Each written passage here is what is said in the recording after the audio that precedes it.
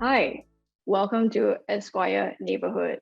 I'm Joy, lifestyle editor at Esquire Singapore, and today we'll be talking with Tim Kobe, CEO and founder of 8 Inc., who has famously worked with the late Steve Jobs for his work with Apple retail stores and many other clients in his portfolio. So today we'll be talking about his work, his ethos, and his design journey. Hi, Joy. Good to meet you. Hi, same. Are you calling from San Francisco or Singapore? I'm calling from Hawaii, so you may hear a little wind in the background. Hopefully, not too much. It's been windy the past couple of days for some reason, but Oh, that's nice. we as a company, I started 8 Inc. Now 31 years ago. We've been essentially working with companies to help them create value for themselves and for people through design. So we use design as a strategic tool, and we focus on designing human experience, which is ultimately the thing that drives value for companies. And that means our design scope is across lots of different areas, spaces, services, systems, different things that impact the way people live, the way they think. So, we've been very, very lucky to work with some amazing people. We're in our 23rd year with Apple. We've worked for 29 Fortune 500 companies over the years. Have a very solid track record on using design as a successful. Actually, I wanted to ask about your company, 8 Inc. Why 8? What does it stand for? 8. So a lot of people ask this question. When I started the company, my business partner was a woman from Taiwan. And when we started the business, we put her name and my name together. And it was probably the worst branding decision we could have made because both of our names were difficult to pronounce. So, we decided to change the name, and she suggested 8 because of the feng shui aspects of it. And we changed the name. The next year, we were hired by Richard Branson and Steve Jobs. So I decided I'm not going to mess with it. That's a perfect name, and I'm going to go with the feng shui from now on. Yeah. So you believe in feng shui now? Yeah, absolutely. I thought it was like 8 design principles or something, Yeah. No. It's it was a long time ago, obviously, but it was really coming from that belief, I guess. So you came out of a design college and you've been doing design pretty much your entire career. Was there a point that you felt like you knew that this is what you wanted to do? I think there were a couple points. Going back to my family, my father's a very practical guy, taught us how to make things, put things together. My mother, on the other hand, is an extremely sort of spiritual. She was sort of the hippie in California, basically, and so the two of them didn't get along very well. But the idea that there was this kind of physical aspect and the spiritual aspect kind of drove. I started to think about things, and then I think probably one of the bigger turning points in the career. So I went to Art Center College of Design in Pasadena. Well, I'm on the board of trustees there now, but when I was there, they really didn't have a program that offered the kind of cross-discipline approach that we have evolved over time now. And so it meant if you were a car designer, you went to work for a car company. If you were an environmental designer, you went to work for an architecture and interior design company. But what happened was when we went out on our own and started to do work, every job that we got was a different kind of job. So there was no underlying thread like we're only going to work in hospitals or we're only going to work on a specific category. What happened was the common thread was human experience.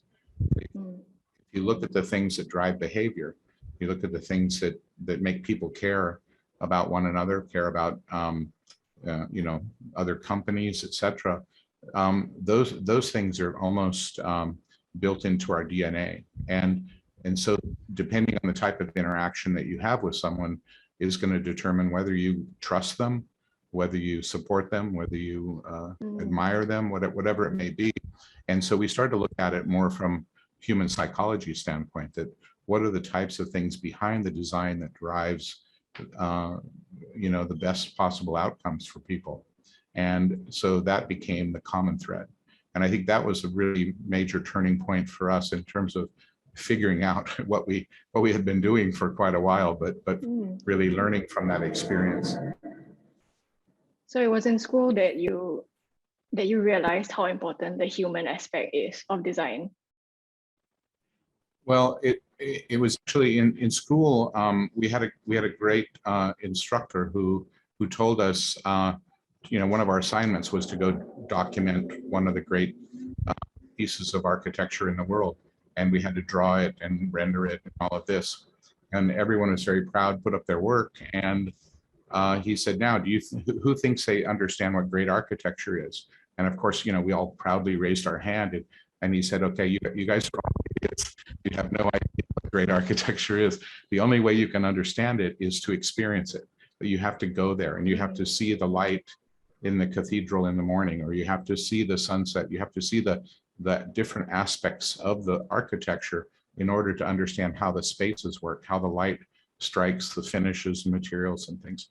And so that was really the first lesson of okay, it's the human outcome is the focus, not necessarily the shape or the form or the finishes, which is kind of the simplistic way to think about design. Yeah, I think I've seen you mention that before about how that creates, especially for brands, how it creates that irrational loyalty in us when we experience that. And it's so true, but I was just thinking, what do you think is something that we will never, as humans, evolve from, seeking this? I think there's a number of maybe things to talk about, but one is, we worked with Steve Jobs for 12 years. We worked with him every Tuesday, except for when he was away, when he was sick. And so it's time for us. He said, great brands are only about one thing. It's very simple. They're only about one thing. And he said, that's trust. And so that always built on, okay, are you focusing on creating a trusted relationship? Because trust is kind of a two-way thing, right? It has to do with a relationship. And so for us, we found that if we focus on relationships and we values that the company stands for, not all of them put trust at the top, by the way, but if you put your values into all of the touch points that you have with consumers, they're going to start to understand what you're about. And so if you communicate those values successfully through the design, you have a much better chance of building a relationship. And that leads to that irrational loyalty point that you were talking about. So speaking of Steve Jobs, he took a calligraphy course in college, and he was saying how it's not relevant at that point, but it became relevant later. So I was wondering if you had the same experience where you had an incident that was probably didn't seem very relevant, but later on hindsight, retrospect. Yeah, I mean, I guess from a learning standpoint, when we opened the first Apple stores, the night before we opened the store, we're sitting on the tables, and Steve looked around at everything, and he was very happy. Okay, everything looks good. And then he asked us, "What if nobody comes tomorrow?" And we were shocked because we'd never thought of that, especially at that moment. And but at the same time, it reflected, that you can't take things for granted. You can't just assume because you do everything you think is right that it's going to be right. And I think having that level of I don't know, maybe it's self-awareness or paranoia, depending on how you want to describe it. But having that level of anxiety, a healthy thing, and that it keeps you from getting too full of yourself, so cocky that you miss the most important things that might really make a difference, in your business or in your design. Right. And you work with so many brands. And I was just wondering if you think that there's a nuance in your work that you think most consumers might miss. Well, I mean, hopefully what we're doing is we're understanding that our job is to help create and reinforce a relationship. And so what we're doing for Apple is different than what we would do for Lincoln or for other brands, for Singtel, what have you. That each one of those companies have a certain set of values that they stand for. And our job is to use those values to help create a sustainable relationship. And that means, the things that are ultimately the human outcomes is at the top of the decision tree. That what are you trying to get people to feel from the experience? From there, you form a strategy, and then from there, you develop tactics to deliver on this. And so 90% of the companies that we talk to come in with a tactic first. That, that they're looking for the silver bullet. They want the, I know if I just, somebody called us after we did the first Apple stores, and they wanted us to make a white store for them, because if we made a white store, it would be just as successful as Apple. And, it was really clear that they didn't understand what was behind, thinking. And I think that, you want to, when Steve hired us, first time he looked at our work, he said, why should I hire you guys? None of this work looks like Apple. And, my business partner he was a little nervous, and I said, well, you should hire us because none of this work looks like Apple. So what we do for Nike looks like Nike, and what we do for the North Face looks like the North Face. What we've been doing for you in the events for Apple looks like Apple. And so you don't hire us because we're going to bring a style to it. We're going to bring what's right for your business. What's the appropriate qualities that show your character. Did he ever describe what he thought was Apple in terms of design, if that was not it? Well, not really. He never told us. I mean, we got around to and because I don't think that he honestly knew up front. I think he wanted to go through a process to kind of uncover it. He knew what the values of Apple, what the company stood for, but how you express those and how you express them in a way that help people understand that it's important, and that there's this quality that Apple has that other companies don't have. He wasn't looking to do what others did. In fact, he used some of the different people in the company as I would call it, a barometer of conventional wisdom. He would ask, the best and brightest coming from the college, what should we do? What should we do here? And they would give him the textbook answer, and he would say, okay, thanks, we're going to go over here. And he would never follow the textbook answer, because he knew that the best competitors were following the textbook answer. So he knew that he couldn't. That was a very strategic decision on his part. It frustrated a lot of people, obviously, because they were giving him what they were taught in school. But he wanted to ensure that he was different, and so that differentiate meant you had to look at the problem differently. And I think that was a big part of the Think Different campaign, is he saw that, in great people throughout history. Is there then a pressure on you or your company to feel that you have to always differentiate, or that comes naturally? We believe there are two kind of primary levers that a company has. So let's say you take your list of values. Now you're going to develop some touch points that reflect those values. Then the two biggest things that you can do is, first one is to differentiate yourself. And so we always look at how we can make any company different than the competitor. And the reason is, if you look at many different business categories, what people do to begin with is they emulate the competition, so they feel like they're part of the game. But when they do that, they create parity in the industry. So the banking experience you have at Citibank, DBS, or any of these others, they've all looked at each other really carefully, and they've all emulated each other very carefully. And so they created parity in the industry. The consumer doesn't see difference. The statistics is something like 80% of CEOs believe they create a differentiated experience, and 8% of consumers believe that. So, what's happening is when you create parity in the industry, the only thing you're doing is making your product a commodity, and therefore you're making it less valuable than because it's just like everyone else. And so we use differentiation as one lever, and we use emotional connections at the other.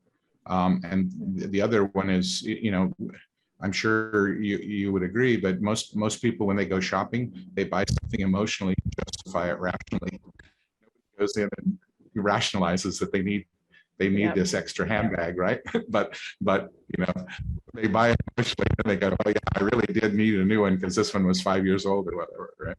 So exactly. That's human nature. And I think we look at those two key things. One is make sure the brand gets noticed, and B, connect with people in a way that matters to them. How does that translate into the physical design every time you get a brief, and translating those two factors into the physical design itself?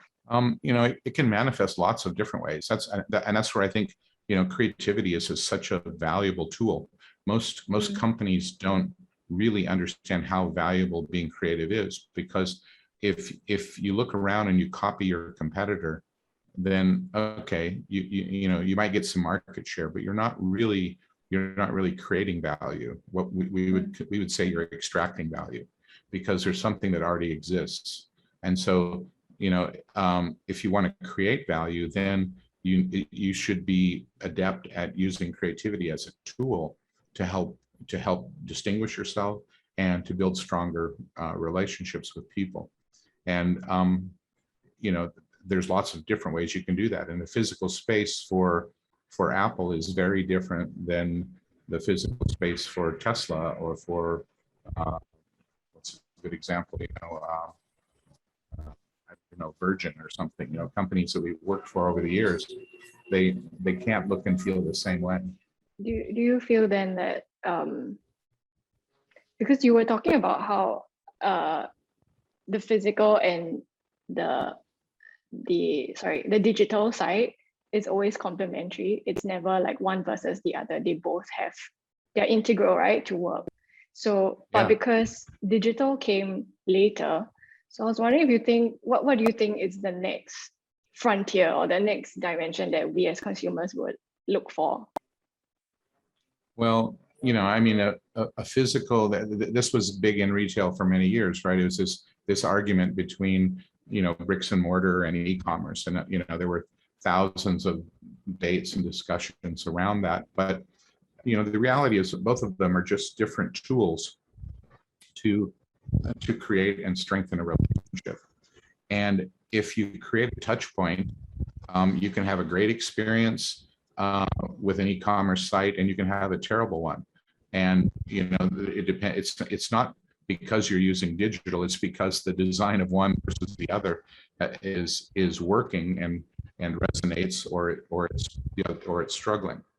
So I think that this goes down to that discussion about the tactics. If we start with tactics first, it's always a trap, because unless you define the human outcome and the strategy, the tactics don't matter.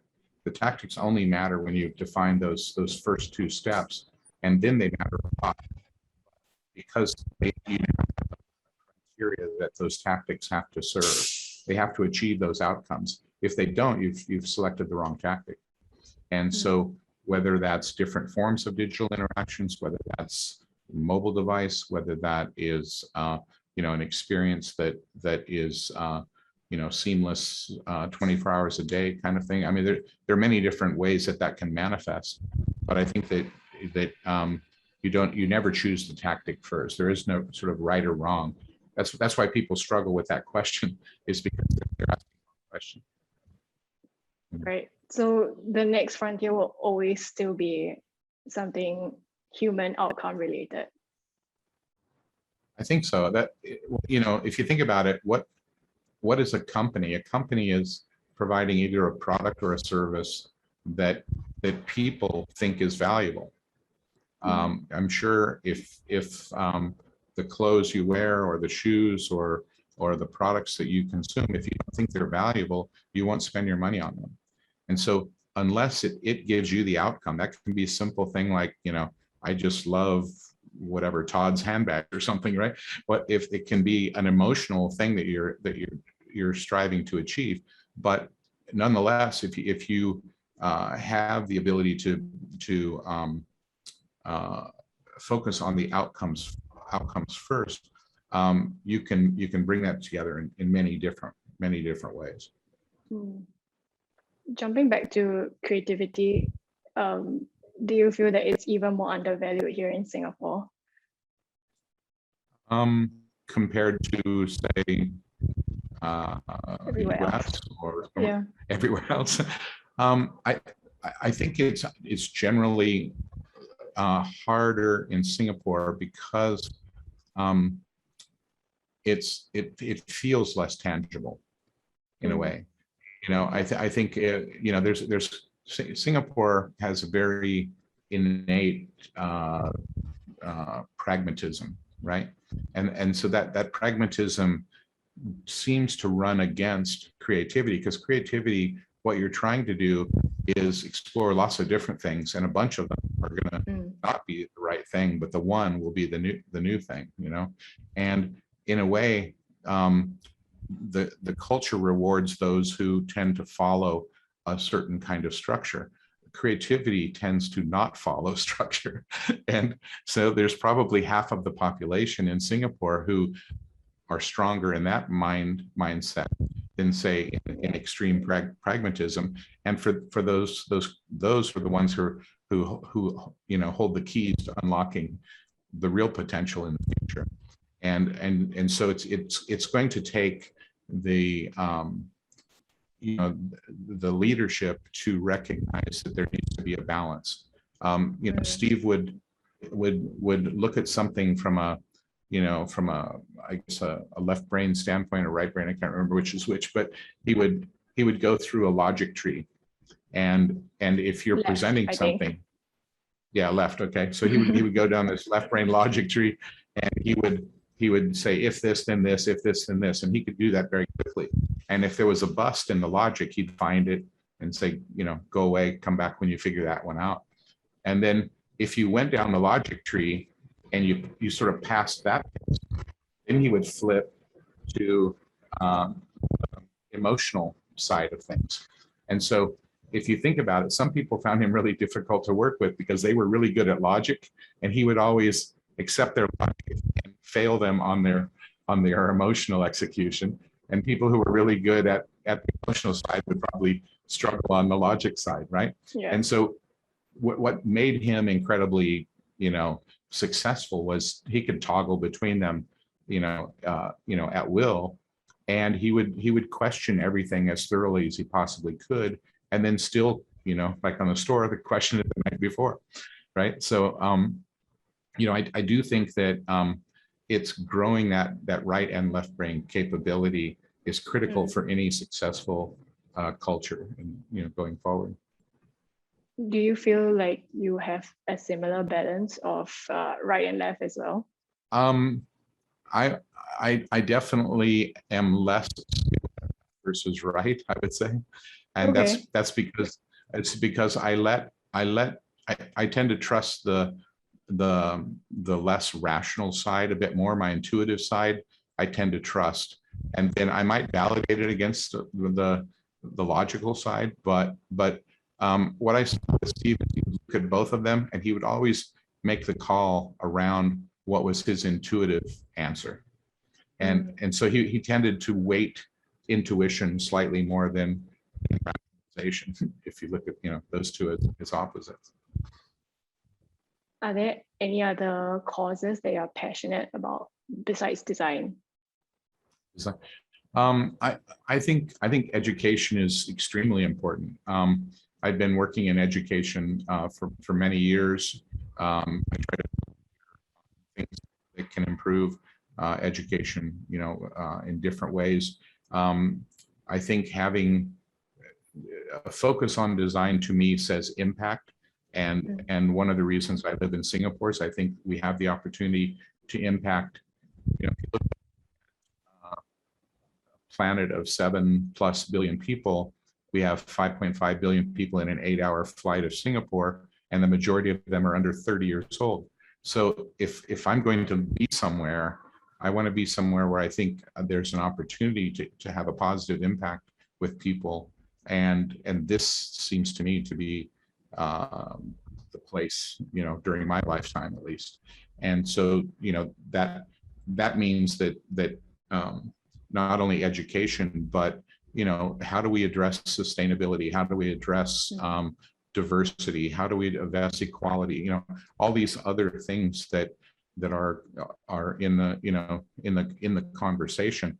It's making things more livable, and I think that one of the attractive things to me, at least for Singapore, was that I found everything was considered there. Now, you may like or dislike what was the answer, but it wasn't because everything in the US stuff just happens. Nobody knows why. It just, it just happens organically. But in Singapore, things tend to be considered, right? It's a small place that if you're going to do something, make sure you're using that resource efficiently. All that's very pragmatic, right? It's all very, very practical to do that. And I was really curious, what is a place that thinks like this? What does that create? What can it create? And so that was population. That was the reason for me to move to Singapore. Do you have a specific example of one considered design in Singapore? Well, there's lots of things. I know a lot of people complain about the MRT, but you should travel on MRT and the rest of the world. It would be no contest, right? Yeah. And so but like one of the examples, when I first got to Singapore, I was there, I forget, 2 or 3 years, and I think it was the 50th anniversary of the country. And I wrote a piece about Lee Kuan Yew being a designer rather than a politician. And I really liked the notion, because he reminded me actually a lot of what I saw Steve doing when he was working, which was not just looking at solving the problem immediately in front of you, but looking at how that impacts a broader group, And I always mention this, it's like, no accountant would ever allow you to pay for 10,000 trees a year, to plant that. Like, where's the pragmatic aspect of that? And that to me is, it's rational. And when you think about the sense that you want to build a garden city, but it's irrational when you think of, I could spend my money on all kinds of things. I could put more money into defense or education or housing or, any of these things. But I'm also just going to plant a whole bunch of trees every year. That's a pretty amazing thing, but it means he was sensitive to those qualities as well. And so that's one that I'm always kind of taken back with, because clearly didn't have to do that. And I don't know if it was him or maybe his wife or colleagues or who actually drove that, but I just think that was a pretty incredible way of just thinking about how do I create a country. I mean, it's a pretty amazing problem to try to solve. Yeah, it's amazing foresight, I would think, because now when you go to other cities, it's just gray, it's just concrete, right? Yeah. Well, and people tend to look at near-term benefit, right? He was investing in near-term and long-term benefit, and he had to have some kind of sense of balance. And I don't know, I use him in the broad sense. It was obviously more than one man, but the idea that you put all of those things in a context without short-term and long-term view. You can sit there and do a whole bunch of short-term things and in the end fail. So he had to look at long-term context as well. I feel like I see that in your work as well, with like the first Apple store, and also your design of the Notre Dame, with the glass. So I wanted to ask if you actually secretly have a secret obsession with glass. It's funny because people associate I guess our work with glass with Apple, because we did a lot of work with glass for them. But our first piece of structural glass work was actually for Virgin. And we did a Virgin Lounge in San Francisco, which was a simple little interior project that was the year we were hired by Richard Branson. And but we built an entire bar. We built the entire space out of glass, but it was all colored laminated glass. So everything was about light coming through different colors. And it was really wonderful. When we got to Apple, we shared with Steve the work from Virgin and that glass, and so he wanted, of course, the glass to be pure and clear and all of that. But I think glass is an interesting material. It's really amazing material. When we saw the fire in Notre Dame, and we looked at all of the really ridiculous proposals that were being offered by lots of people, we said nobody's capturing the spirit of this particular moment, right? You could go back and rebuild it the way it was, but you couldn't get all the old growth timber. The reason it burned so well was it was a firebox up in the top of the roof, right? And today that timber just doesn't exist in the same sizes and stuff. And so we thought, it would be really amazing to not redesign the shape, keep the shape identical to what it was, and just make all of those pieces in glass, so that it was almost the memory of what it was being conveyed rather than the literal shape of what it was. And we thought that would be a more poetic answer to this problem. It would be contextual for the time that we live in, and it's still built on the same proportion system that Gothic cathedrals have, and so there were a lot of nods to the historical aspect of it as well. Okay, so my last question to you is, you wear many hats, you do many things, but what is one title you would want to be remembered by if you had to choose? Oh wow. A title that I would want to be remembered by. I don't know. I think it's maybe it sounds too kind of trite, but I kind of feel like my sense of accomplishment isn't by what my career title is. So I could be a designer, I could be an entrepreneur, I could be an educator, those kind of things. But I think ultimately we should be dedicating ourselves to each other somehow. So being a humanitarian in a broader sense, using the tools we have to be better people to other people, for other people, I think that's kind of an ideal thing. I mean, I kind of think when you get to that level is probably when you die. I'm not sure, but I think that you want to figure out that that's kind of the most important stuff. And my kids and my family and those things are all part of, if I can help pass on something, I'm not going to teach them how to draw cubes and stuff. I'm going to pass on how to be better for each other, to each other, that sort of thing.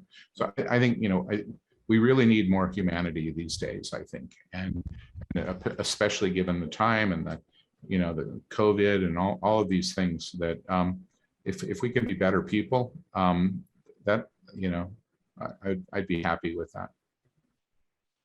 That's beautiful. I don't know if that answers your question very well. It does. You say humanitarian, right? In a broader sense of the word.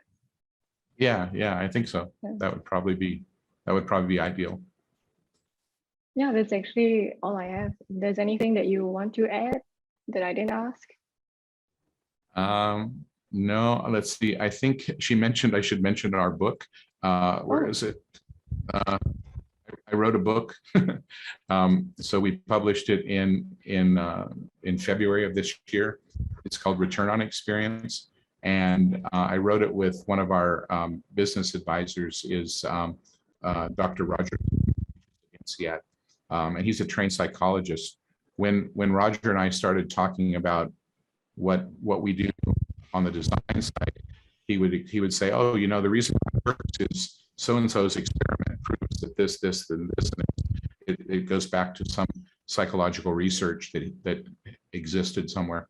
And so we wrote a book, and I basically have a question and answer kind of narrative that goes through the whole book, but there's certain parts of it that Roger pulls out and talks about why this particular notion is successful, and it drives you know, certain types of behaviors in people. We didn't necessarily know about it because we're not really academics and we don't understand these things really as well as we probably should. But I think that he was able to give it all really nice kind of academic context as to why these things work. And so we learned a lot doing the book together. And I think it's probably the intent of the book is to be useful for designers as well as business leaders, because I think a lot of business leaders don't quite know how to deal with design and designers, and probably vice versa. But I think it helps to kind of maybe, you know, capture what that dialogue has been for the past 30 years and pass it on. Yeah. Anyway, it's available on Amazon if anyone wants. Yes, you gotta plug me. But, thank you so much, yeah, for your time, Tim, and just agreeing to be a part of this. Yeah, this sounds very cool. I appreciate the opportunity, and it's a pleasure to meet you. Hopefully see you both one day face to face in Singapore. Yeah.